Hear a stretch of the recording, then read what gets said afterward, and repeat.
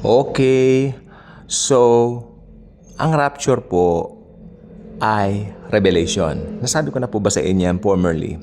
Revelation po siya eh. Hindi po siya prophecy.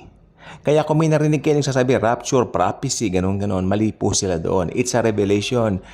It was only revealed through the Apostle Paul. Sino ba si Pablo? Apostle to the Gentiles, sa atin pong mga hentil. So, ang rapture po ay, kung talagang titignan po at susumahin natin sa kabuuan nito, para po sa mga hentil talaga siya.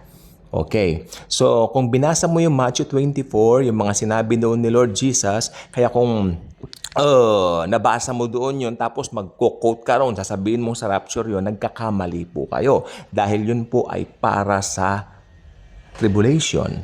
At ang rapture po ay talagang, kung gusto mong tumingin ng verse sa rapture talaga, para po talaga sa akin yung talagang nasa Thessalonians lang po talaga. Kasi binanggit po talaga doon na, yes, in the twinkling of an eye, baba si Lord, hindi tayo mauuna dun sa mga namatay na, di ba? Tapos, yeah, we will be caught up in the air. Yun lang po talaga, for me, ewan ko po sa ibang nangangaral, pero for me, yun lang ang talagang pwede nating dependehan.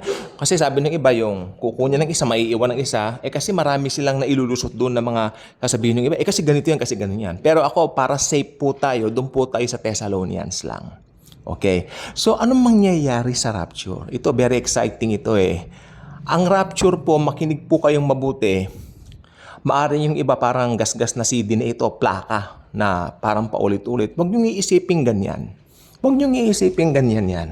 Ito po ay pag-ibig ko para po sa inyo. Mahal ko po kayo using the love of Jesus. Siyempre, kanino pa nga po ba, no? Gusto kong maiparating sa inyo kung ano talaga yung mangyayari sa araw na yon. Maraming hindi prepare sa araw na yon. Maniwala kayo sa akin. They're doing this, they're doing that, they're doing this, they're doing that.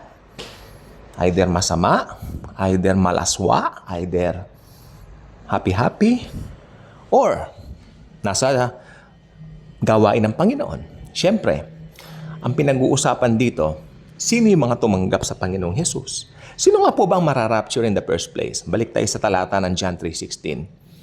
For God so loved the world that He gave His only begotten Son. Whosoever, ayun ang keyword whosoever believeth in Him will not perish but will have eternal life. Yung whosoever na yan, isa ka ba doon? Ibig sabihin, naniniwala ka ba na sapat na si Jesus para maligtas ka? At naniniwala ka ba na yung kaligtasan tinanggap mo ay hindi nawawala? Pag ang sagot mo ay oo, congratulations. Anytime now, mararapture na po tayo. Kasi yan na po ang next big event that we are waiting. The rapture of the church. Okay? Ba't nasabi ko nakakagulat yan? Sa mga hindi mananampalataya, magugulat talaga sila. Bakit nawala tayong bigla? Isipin niyo po yung chaos. Nayaan. Of course, magugulat sila, magugulantang sila. Nasaan yung mga alien? Yung mga, sasabihin nila, nasaan yung mga praise the Lord, hallelujah? Kinuha ng mga alien. May magsasabing isang tao na magiging popular kalaunan. Sasabihin niya, kinuha sila ng mga alien. Sino yung taong yan? Ang Antikristo. At maniniwala sila sa lies rather than the truth. Nakalagay sa Biblia yan. Mas pinaniwalaan nila ang lies kaysa sa truth. Kaya ang nangyari, they are being deluded. The Lord giving, no? Sa pagiging deluded nila, hinayaan sila ng Diyos na maging deluded. Doon sa pagmamanipula ng Antikristo sa mga buhay nila. Mangyayari po yan. So, biglaan pong mawawala ang mga believers. Ngayon, ang masaklap nito, yung mga nasa taas, halimbawa, may isang piloto. Or should I say, sa araw ng rapture, ang daming eroplanong lumilipad. At mga born again yung mga driver nito, yung mga piloto nito, chaos talaga. Babagsak ang mga eroplano, magbabanggaan ng mga sasakyan, madidiskaril ang mga train, kung ang mga driver nito ay born again. Okay? At, kung ang doktor ng isang pasyente, ay ba, nag-o-opera yung doktor ng time na yon, ino-operahan niya sa puso yung unbeliever na pasyente niya, mawawala yung doktor bigla, magugulat yung mga nurses na naiwan. At ito ang pinakamasaklap among all kasaklapan in the world. Ito ang kasaklapan sa kasaklap-saklakapan ng lahat. Ito po yon. Nasa institutional church yung iba. Hallelujah, pag ganun-ganun sila. Magugulat sila, ilan lang ang kukunin. Ilan lang ang mararapture. Alam niyo kung bakit? Makinig pong mabuti. Kasi yung mga naiwan, naniniwala sila na pwede silang gumawa para sa Panginoon. Naniniwala sila na pwede nilang dagdagan ang kaligtasang ibinigay ni Jesus. At hulaan niyo kung sino pa yung naiwan.